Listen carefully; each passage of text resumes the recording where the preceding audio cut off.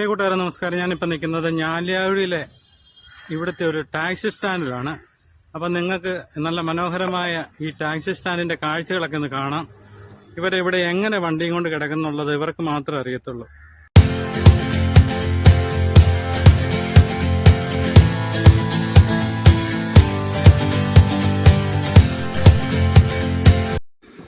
വാകത്താനം ഗ്രാമപഞ്ചായത്തിലുള്ള അതിമനോഹരമായ ഒരു ടാക്സി സ്റ്റാൻഡാണ് നിങ്ങൾ കാണുന്നത്. ഞാലിയാവഴി ടൗണിൻ്റെ ഹൃദയഭാഗത്ത് സ്ഥിതി ചെയ്യുന്ന മനോഹരമായ ഉണ്ടോ എല്ലാവിധ സൗകര്യങ്ങളും ഡ്രൈവർമാർക്ക് ഇവിടെ ചെയ്തു കൊടുത്തിട്ടുണ്ട്. നിങ്ങൾ കാണുക.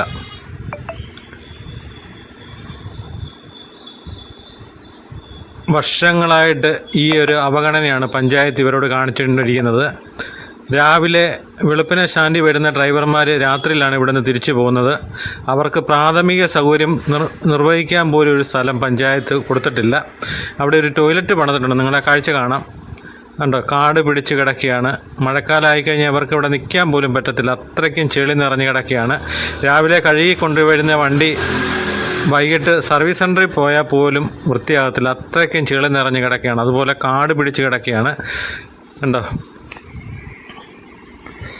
പഞ്ചായത്ത് അതുപോലെയുള്ള അവഗണനയാണ് ഇവരോട് കാണിച്ചിരിക്കുന്നത്. ഇതാണ് ടോയ്ലറ്റ് പണിത് കൊടുത്തിരിക്കുന്ന ഡ്രൈവർമാർക്ക്.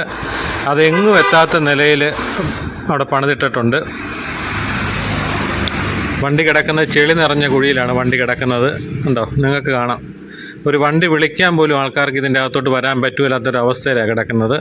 ഇതൊരു സ്വകാര്യ വ്യക്തിയുടെ സ്ഥലമായിരുന്നു. ഇത് ഗ്രാമപഞ്ചായത്ത് വില കൊടുത്ത് മേടിച്ചെന്നാണ് പറഞ്ഞത്. പക്ഷേ ഇതിൻ്റെ പൂർണ്ണമായും അവകാശം പഞ്ചായത്തിന് ലഭിച്ചിട്ടില്ല.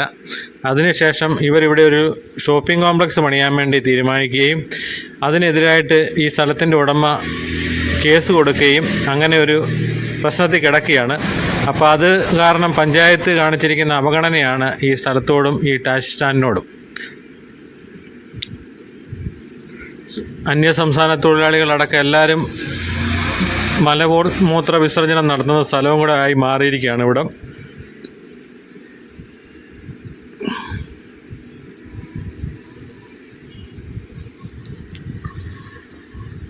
ഒരു ടൗണിൻ്റെ ഹൃദയഭാഗത്തുള്ളൊരു സ്ഥലമാണ്.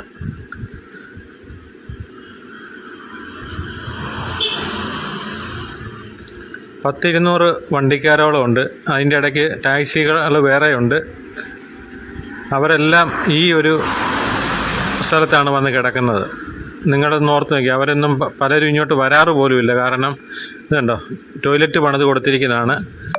ഇത് എങ്ങും എത്താത്ത ഒരു സ്ഥിതിയിലാണ്. ഒരു വെള്ളം പോലും അവിടെ എത്താനുള്ളൊരു യാതൊരു സംവിധാനമില്ല.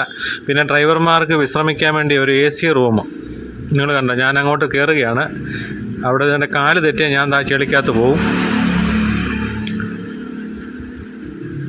കണ്ടോ, ആധുനിക രീതിയിലുള്ള ഡ്രൈവർമാർക്ക് വിശ്രമിക്കാനുള്ള ഒരു AC റൂമാണ് പഞ്ചായത്ത് ഇവർക്ക് ഒരുക്കിയിരിക്കുന്നത്. കണ്ടോ,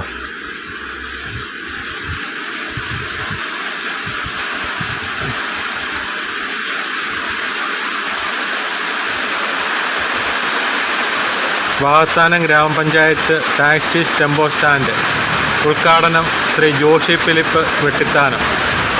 2010 ഇതിൻ്റെ ഉദ്ഘാടനം നടന്നത്. 15 വർഷമായിട്ട് ഈ ടാക്സി സ്റ്റാൻഡിൻ്റെ അവസ്ഥ ഇതാണെന്ന് പറയുമ്പോൾ നിങ്ങൾ ഓർത്ത് നോക്കി. അവിടുത്തെ ഡ്രൈവർമാർ എന്തുമാത്രം ദുരിതം അനുഭവിക്കുന്നുണ്ടെന്നുള്ളത്. അവർക്കൊരു വിശ്രമിക്കാനോ അത് വെയിൽ കൊള്ളാതിരിക്കാൻ വേണ്ടി താൽക്കാലികമായി ഉണ്ടാക്കിയ ഷെഡ് നിങ്ങൾ കണ്ടതല്ലേ. ഇന്ന് ഇവിടെ വണ്ടി കുറവാണ്. മിക്ക വണ്ടിക്കാർ ഓട്ടം പോയിരിക്കുകയാണ്. ഇത് കണ്ടോ, നിങ്ങൾക്ക് കാണാം. ഇവിടെ അതുപോലെ തന്നെ ഈ സൈഡിലെല്ലാം വ്യാപാരങ്ങളുണ്ട്. ഉള്ള വേസ്റ്റ് മുഴുവനും ഇട്ടിരിക്കുന്നതും ഈ പറമ്പിലേക്കാണ്. കണ്ടോ, അതുപോലെ ഈ ടാക്സി സ്റ്റാൻഡ് അത് കുറേ തേക്ക് മരങ്ങൾ നിൽക്കുന്നുണ്ട്. നിങ്ങൾക്ക് കാണാം. ആ മരങ്ങളെല്ലാം കേടായിട്ട് നിൽക്കുകയാണ്. അപ്പം ഒരു നല്ല കാറ്റ് വരുന്ന സമയത്ത് ഇവർ വണ്ടിയും കൊണ്ട് എല്ലാവരും എടുത്തുകൊണ്ട് പോകും. കാരണം ഇത് ഏത് നിമിഷം മറിഞ്ഞു വീഴുന്നെന്ന് അറിയത്തില്ല. അത്രയ്ക്കും അപകടാവസ്ഥയിലാണ് ആ മരങ്ങൾ നിൽക്കുന്നത്. കണ്ടോ,